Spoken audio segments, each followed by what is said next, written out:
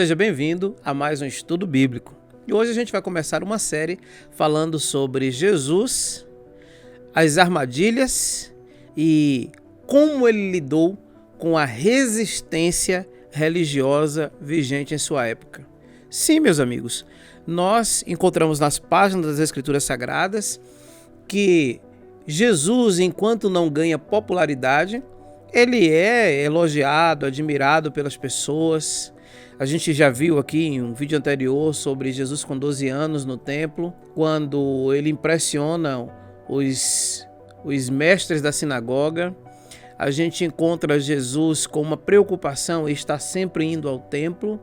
Em um momento que ele se desvencilha dos seus pais em uma das festas, então a sua mãe o procurou exatamente no templo e lá o encontrou ensinando aos doutores e ministrando entre os mestres. Mas agora o caldo vai engrossar. É porque a popularidade de Jesus cresce, a forma como ele fala encontra eco no coração das pessoas simples e a multidão vai seguindo Jesus por três razões. Em primeiro lugar, é que Jesus ele é alguém que está no meio do povo, coisa que não era comum entre os líderes religiosos da sua época. Ele, por exemplo, os mestres da sinagoga, os sacerdotes e os profetas não eram gente popular, vamos dizer assim. Vamos encontrar como, por exemplo, o último profeta, João Batista. Ele não é de socializar-se, ele prefere o deserto, a beira do rio e fica lá isolado na sua pregação. Jesus habita em casa, chama os discípulos para passarem um dia com ele. E os discípulos de João Batista, pelo menos os dois, eles ficam com Jesus até os últimos dias da sua vida e prosseguem na sua missão. Quando a gente olha também o outro exemplo de que Jesus tinha uma forma de ministrar, de agir diferente dos demais, é quando a gente observa que os sacerdotes eles ficavam isolados no templo, tinham suas atividades com a família, mas você não encontra um sacerdote ministrando na beira do mar. Você não encontra o sacerdote embaixo de uma árvore ministrando. Você não encontra o sacerdote em uma noite de oração com os discípulos. Eles estão sempre no templo. Jesus então está no meio do povo. E isso vai ganhando popularidade. Então, primeira coisa, Jesus ganha popularidade porque ele está no meio do povo. Segundo, porque ele fala coisas que desperta a autoestima, o amor próprio e, sobretudo, ele mostra a Deus com uma graciosidade de intervenção vindo em favor das pessoas. Em vez de o sacerdote sempre estar apresentando um Deus que está exigindo um sacrifício humano, então vem Jesus como sacrifício divino em busca da humanidade. Só isso aí já desconcerta a maneira das pessoas interpretarem a religião e fazerem análise no senso crítico entre Jesus e os sacerdotes da sua época. A gente encontra também Jesus, ele é motivado a estar no coração das pessoas, e as pessoas são motivadas a estarem com ele, além dele estar no meio do povo, além dele estar mostrando que Deus está no meio das pessoas e o verbo se faz carne e habita entre nós. E quando a gente olha para os ensinos de Moisés, até os ensinos sacerdotais na época de Jesus, sempre era a busca do homem em favor de Deus, era o homem fazendo sacrifício, era o homem fazendo esforço para encontrar a Deus. A partir de Jesus vem o sentido da palavra religião, que é uma palavra latina que é religare, restabelecer. E essa iniciativa ela começa no céu a partir de Jesus se fazendo carne através da sua materialização e do seu nascimento virginal. Um outro aspecto que é interessante a gente observar é que Jesus ele está preocupado em resolver os conflitos e as demandas, seja do ponto de vista espiritual, do ponto de vista social e do ponto de vista biológico também, pois a ação de Jesus é de intervenção, de curas, proporcionando milagres e restabelecendo a vida das pessoas.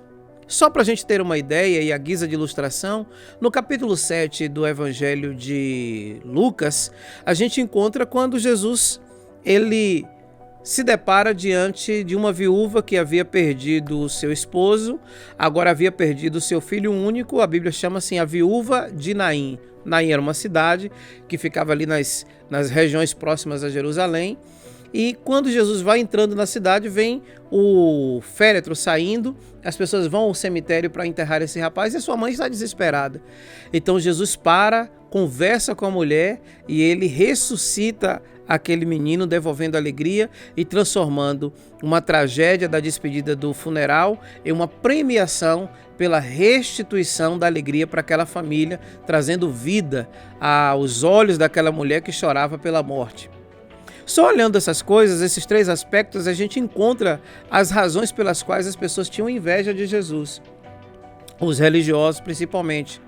E aí no setor político, que a gente vai ver em um outro vídeo mais na frente, como era que eles lidavam, porque eles não conseguiam entender a popularidade de um Jesus que estava no meio do povo e que era suprido, inclusive, pelas pessoas humildes, a ponto de uma mulher abdicar do seu único bem material forte, guardado, segredado, protegido, como o vaso de alabastro e o bálsamo que está naquele vaso de alabastro. Ela encontra com Jesus e ela quebra o vaso e deixa o perfume exalar na sala inteira e ela unge os pés de Jesus. Então, pessoas simples que dão tudo voluntariamente, enquanto os sacerdotes eles tinham que estar quase que extorquindo através do ensino, do medo, do assombro, da punição.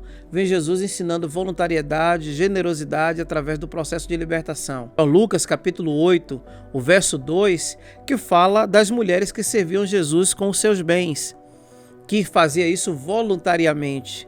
E Jesus ele tinha uma visão de que, vamos imaginar, por exemplo, Jesus tinha uma seriedade com as leis vigentes no seu país. Jesus não era contraventor, Jesus não era sonegador de impostos.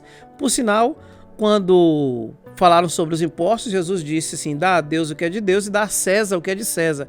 Dá a César o que é de César, dar o valor e a devida responsabilidade ao Estado. Então, Jesus não era omisso e nem queria levar vantagens pessoais no seu ensino, na sua vida. Isso sensibilizava o coração das pessoas. Agora vamos aqui ao texto e ao estudo de hoje. Presta atenção no que diz aqui. Evangelho de João, capítulo 8, o verso 10. E erguendo-se Jesus, e não vendo a ninguém mais além da mulher, perguntou-lhe: Mulher, onde estão os teus acusadores? Ninguém te condenou? Então, veja que interessante aqui, o caldo começa a engrossar. Jesus ganha popularidade por causa desses três aspectos que nós falamos agora. E estão os fariseus, os praticantes da lei, insensíveis com relação à compaixão, à misericórdia. Eles estavam tão rígidos quanto à legalidade e aplicabilidade do rigor da lei, que eles esqueceram compaixão e misericórdia.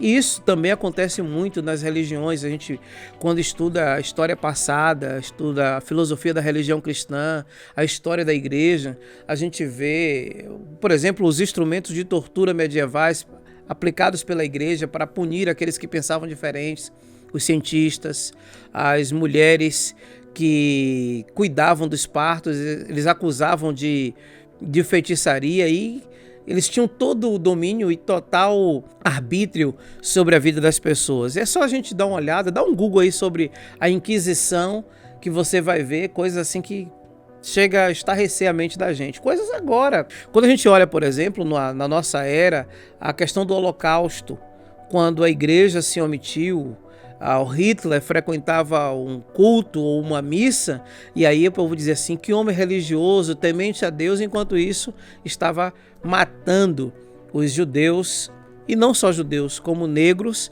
e homossexuais.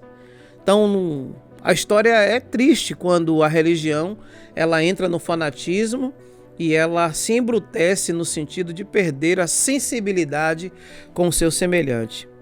Mas aqui, olhando para Jesus, diante de um momento insensível e com uma estratégia de pegar Jesus em uma falha, por exemplo, se Jesus autorizasse o apedrejamento daquela mulher, ele seria também acusado de subversão ao Estado. Por quê? Porque essa parte de julgamento, de condenação, de matar, de punir, de julgar, competia apenas ao Estado romano. Os religiosos da época de Jesus cuidavam apenas do serviço cultico, dos sacrifícios, da adoração e da manutenção do templo. Mas quando eles entram aqui agora, quando eles encontram com Jesus e pegam a mulher em flagrante adultério, eles pegam a mulher e jogam ali próximo de Jesus e dizem: olha, pela lei essa mulher tem que ser morta. E se Jesus dissesse assim, então está autorizado o apedrejamento, eles iam dizer agora que Jesus tinha mandado matar aquela mulher e estava descumprindo o que deveria ser apenas do Estado. Agora preste atenção. Jesus então leva uma reflexão profunda a respeito disso com relação a essa mulher. Preste atenção. Onde estão os teus acusadores? Que momento que Jesus diz isso? Logo em seguida que Jesus escreve os pecados ou os nomes ou alguma coisa que identificava aquelas pessoas que estavam com as pedras nas mãos para apedrejar a mulher. E aqui Jesus muda a sentença completamente quando ele leva as pessoas a sair do campo da vingança, do campo da inveja, do campo da irracionalidade e leva para o campo da abstração, da absorção das ideias, e eles estabelecem uma lucidez que infelizmente o fanatismo não permite que as pessoas entrem. Observe que quando você está conversando com uma pessoa que ela está à beira do fanatismo, isso vale para líderes religiosos, pessoas até com boa intenção, e quando elas são questionadas a respeito de qualquer coisa, elas acusam logo quem está questionando de heresia, de rebeldia, de desobediência, e aí fica uma situação difícil para aqueles que discordam da autoridade, pseudo-autoridade, que acha que tem todo o domínio e domínio sobre as pessoas. Jesus então agora ele começa a encontrar a resistência por conta de que a forma dele agir, de lidar com o pecado e com o pecador é uma forma diferente da religião oficial. Obrigado por você ter chegado até aqui no nosso vídeo, no nosso estudo de hoje. A gente continua falando sobre essa temática na semana que vem. Quero te pedir ainda, se você não é inscrito no canal, aproveita, se inscreva aqui e fica ligado no sentido de estar atualizando, porque toda semana a gente vai trazer reflexões novas a partir da interpretação das Escrituras, com embasamento hermenêutico, mas com uma contextualização de se você me ouvir falar sobre a Bíblia e se você tiver de forma livre, sem preconceito, você vai ver que as Escrituras, a forma como nós ensinamos, a gente procura se aproximar o máximo da forma como Jesus ensinou as Escrituras Sagradas. Não é pelo medo, não é pelo assombro, mas é pelo conhecimento da verdade. Foi Jesus quem disse: e conhecereis a verdade, e a verdade vos libertará. Então dá um like no vídeo de hoje, que nos ajuda bastante. Aproveita também e assina todas as notificações. Aperta aí esse sininho até ele mudar de cor. Quando ele mudar de cor, você está mandando mensagem para o YouTube dizendo: o que eu digo aqui é interessante para você. Me ajude a chegar ao maior número de pessoas. Cresça comigo aqui no canal. Até a próxima semana. Um beijo no seu coração.